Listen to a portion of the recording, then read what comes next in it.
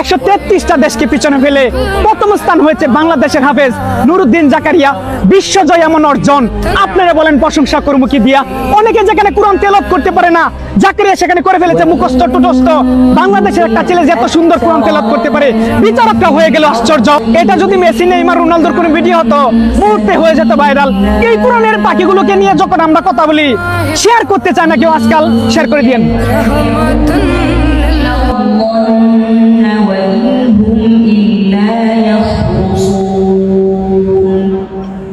বাংলার গর্ব কি অপূর্ব, বিশ্বজয়ী হাফেজ কোরআন।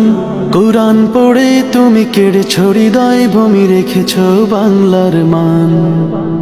বাংলার গর্ব কি অপূর্ব, বিশ্বজয়ী হাফেজ কোরআন। কোরআন পড়ে তুমি কেড়েছ হৃদয়, ভূমি রেখেছ বাংলার মান।